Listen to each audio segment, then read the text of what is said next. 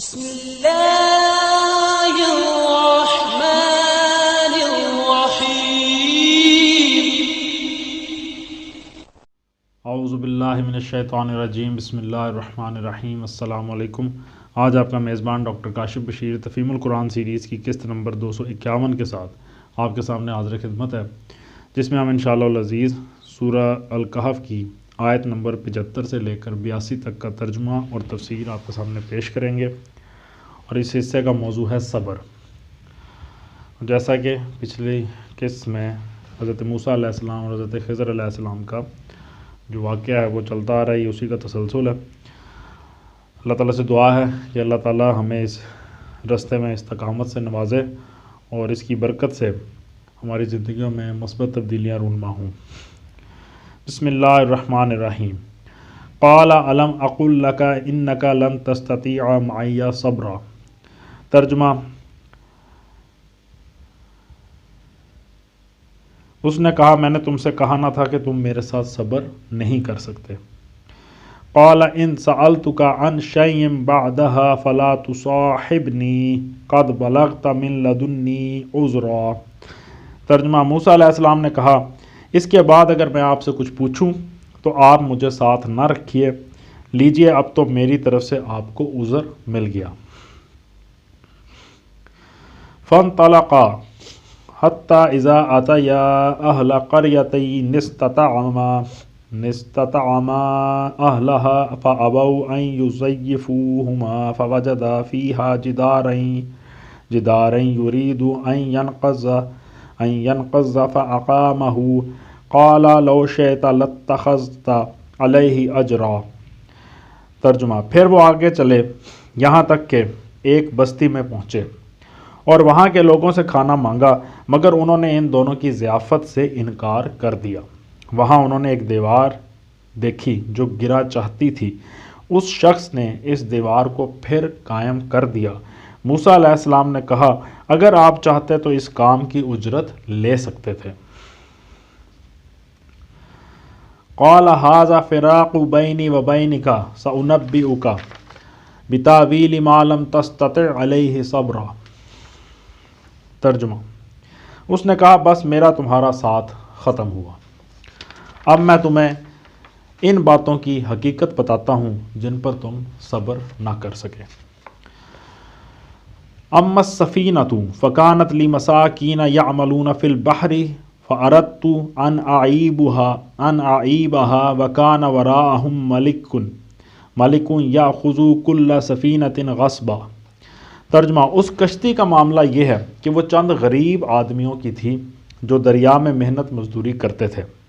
میں نے چاہا کہ اسے عیب دار کر دوں، کیونکہ آگے ایک ایسے بادشاہ کا علاقہ تھا جو ہر کشتی کو زبردستی چھین لیتا تھا۔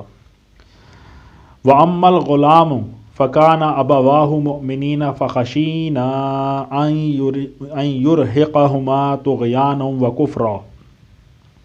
ترجمہ: رہا وہ لڑکا تو اس کے والدین مومن تھے، ہمیں اندیشہ ہوا کہ یہ لڑکا اپنی سرکشی اور کفر سے ان کو تنگ کرے گا۔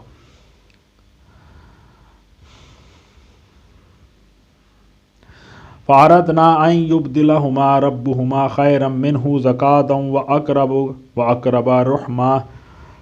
ترجمہ: اس لیے ہم نے چاہا کہ ان کا رب اس کے بدلے ان کو ایسی اولاد دے جو اخلاق میں بھی اس سے بہتر ہو اور جس سے صلہ رحمی بھی زیادہ متوقع ہو۔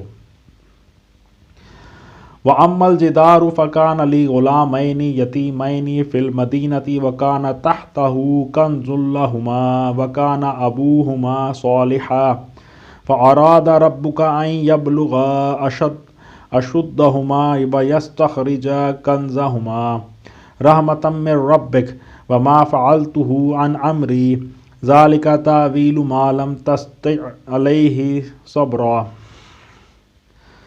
ترجمہ: اور اس دیوار کا معاملہ یہ ہے کہ یہ دو یتیم لڑکوں کی ہے جو اس شہر میں رہتے ہیں۔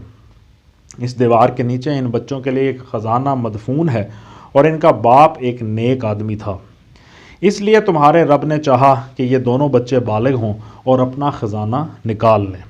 یہ تمہارے رب کی رحمت کی بنا پر کیا گیا ہے، میں نے کچھ اپنے اختیار سے نہیں کیا ہے، یہ ہے حقیقت ان باتوں کی جن پر تم صبر نہ کر سکے۔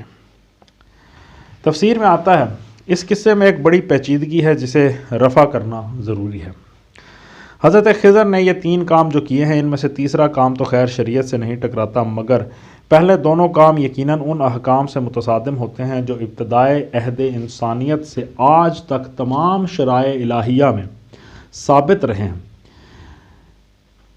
کوئی شریعت بھی کسی انسان کو یہ اجازت نہیں دیتی کہ وہ کسی کی مملوکہ چیز کو خراب کر دے اور کسی متنفس کو بے قصور قتل کر ڈالے۔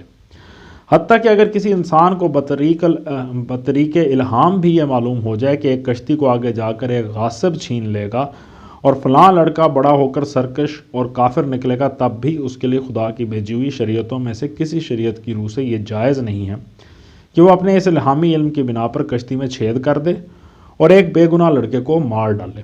اس کے جواب میں، یعنی کہ یہ ایک کنفیوژن پیدا ہو سکتی ہے، اس حوالے سے تفسیر میں بتایا گیا کہ اس کے جواب میں یہ کہنا کہ حضرت خضر نے یہ دونوں کام اللہ کے حکم سے کیے تھے، فی الواقع اس پیچیدگی کو کچھ بھی رفع نہیں کرتا۔ سوال یہ نہیں ہے کہ حضرت خضر نے یہ کام کس کے حکم سے کیے تھے، ان کا حکم الہی سے ہونا تو بالیقین ثابت ہے، کیونکہ حضرت خضر خود فرماتے ہیں کہ ان کے یہ افعال ان کے اختیاری نہیں ہیں بلکہ اللہ کی رحمت ان کی محرک ہوئی ہے، اور اس کی تصدیق اللہ تعالیٰ خود فرما چکا ہے کہ حضرت خضر کو اللہ کی طرف سے ایک علم خاص حاصل تھا، جو بالکل شروع میں، اس واقعے کے شروع میں یہ بات اللہ نے فرما دی۔ پس یہ امر تو ہر شک و شبے سے بالا تر ہے کہ یہ کام اللہ کے حکم سے کیے گئے تھے، مگر اصل سوال جو یہاں پیدا ہوتا ہے وہ یہ ہے کہ اللہ کے ان احکام کی نوعیت کیا تھی۔ ظاہر ہے کہ یہ تشریعی احکام نہ تھے، کیونکہ شرائع الہیہ کے جو بنیادی اصول قرآن اور اس سے پہلے کی کتب آسمانی سے ثابت ہیں، ان میں کبھی کسی انسان کے لیے یہ گنجائش نہیں رکھی گئی کہ وہ بلا ثبوت جرم کسی دوسرے انسان کو قتل کر دے۔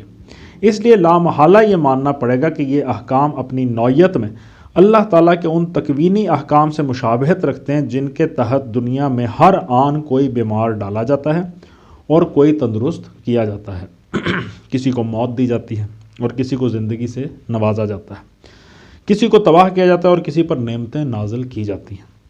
اب اگر یہ تکوینی احکام ہیں تو ان کے مخاطب صرف فرشتے ہی ہو سکتے ہیں، جن کے بارے میں شرعی جواز و عدم جواز کا سوال ہی پیدا نہیں ہوتا، کیونکہ وہ اپنے ذاتی اختیار کے بغیر صرف اوامر الہیہ کی تعمیل کرتے ہیں۔ رہا انسان تو خواہ وہ بلا ارادہ کسی تکوینی حکم کے نفاذ کا ذریعہ بنے اور خواہ الہاماً اس طرح کا کوئی غیبی علم اور حکم پا کر اس پر عمل درآمد کرے، بہرحال وہ گناہ گار ہونے سے نہیں بچ سکتا اگر وہ کام جو اس نے کیا ہے کسی حکم شرعی سے ٹکراتا ہو، اس لیے کہ انسان بحیثیت اس کے کہ وہ انسان ہے، احکام شرعیہ کا مکلف ہے، اور اصول شریعت میں کہیں یہ گنجائش نہیں پائی جاتی کہ کسی انسان کے لیے محض اس بنا پر احکام شرعیہ میں سے کسی حکم کی خلاف ورزی جائز ہو کہ اسے بذریعہ الہام اس خلاف ورزی کا حکم ملا ہے اور بذریعہ علم غیب اس خلاف ورزی کی مصلحت بتائی گئی ہے۔ یہ ایک ایسی بات ہے جس پر نہ صرف تمام علماء شریعت متفق ہیں بلکہ اکابر صوفیہ بھی بالاتفاق یہی بات کہتے ہیں۔ چنانچہ علامہ آلوسی نے تفصیل کے ساتھ عبد الوہاب شعرانی، محی الدین ابن عربی، مجدد الفسانی، شیخ عبد القادر جیلانی رحمۃ اللہ علیہ، جنید بغدادی، سری سقطی، ابو الحسین النوری، ابو سعید الخراز، ابو العباس احمد الدینوری اور امام غزالی جیسے نامور بزرگوں کے اقوال نقل کر کے یہ ثابت کیا ہے کہ اہل تصوف کے نزدیک بھی کسی ایسے الہام پر عمل کرنا خود صاحب الہام تک کے لیے جائز نہیں ہے جو نص شرعی کے خلاف ہو۔ ریفرنس ہے روح المعانی، جلد نمبر 16، صفحہ نمبر 16 تا 18۔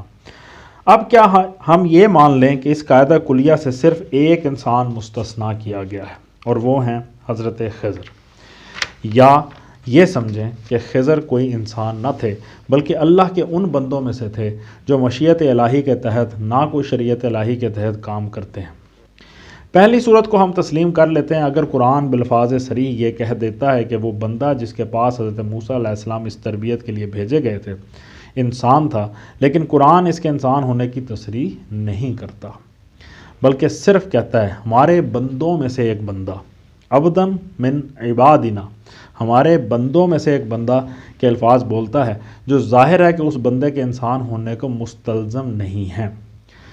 قرآن مجید میں متعدد جگہوں پہ فرشتوں کے لیے بھی یہی لفظ استعمال ہوا ہے۔ مثال کے طور پر سورہ انبیاء کی آیت نمبر 26 اور سورہ زخرف کی آیت نمبر 19۔ پھر صحیح حدیث میں نبی پاک صلی اللہ علیہ وآلہ وسلم سے بھی کوئی ایسا ارشاد منقول نہیں ہے جس میں صراحت کے ساتھ حضرت خضر کو نوع انسانی کا ایک فرد قرار دیا گیا ہو۔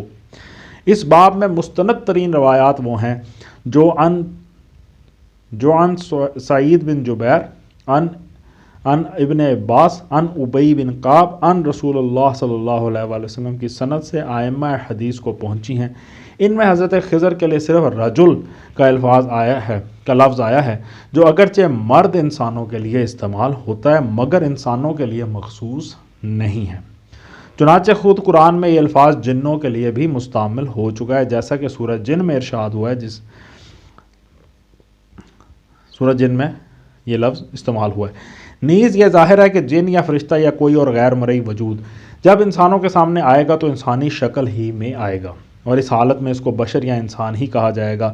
حضرت مریم کے سامنے جب فرشتہ آیا تھا تو قرآن اس واقعے کو یوں بیان فرماتا ہے کہ فتمثل لہا بشرا سویا۔ پس نبی صلی اللہ علیہ وآلہ وسلم کا یہ ارشاد کہ وہاں انہوں نے ایک مرد کو پایا، حضرت خضر کے انسان ہونے پر صریح دلالت نہیں کرتا۔ اس کے بعد ہمارے لیے اس پیچیدگی کو رفع کرنے کی صرف یہی ایک صورت باقی رہ جاتی ہے کہ ہم خضر کو انسان نہ مانیں بلکہ فرشتوں میں سے یا اللہ کی کسی اور ایسی مخلوق میں سے سمجھیں جو شرائع کی مکلف نہیں ہے بلکہ کارگاہ مشیت کی کارکن ہے۔ متقدمین میں سے بھی بعض لوگوں نے یہ رائے ظاہر کی ہے کہ جسے ابن کثیر نے اپنی تفسیر میں ماوردی کے حوالے سے نقل کیا ہے۔ بہرحال اس حوالے سے اس میں جو سبق ہے ہمارے سامنے بالکل ظاہر ہے کہ اللہ تعالیٰ کی مصلحت سے کوئی بھی واقعہ خالی نہیں ہے، اور ہمیں صبر کا دامن بالکل ہاتھ سے نہیں چھوڑنا چاہیے۔ اللہ تعالیٰ سے دعا ہے کہ اللہ تعالیٰ ہمیں صبر کرنے کی توفیق عطا فرمائے اور اس کا شکر ادا کرنے کی توفیق عطا فرمائے، اور اسی دعا کے ساتھ آپ سے اجازت چاہیں گے۔ اپنا بہت خیال رکھیں۔ آپ لوگوں کا بہت بہت شکریہ۔ اللہ حافظ۔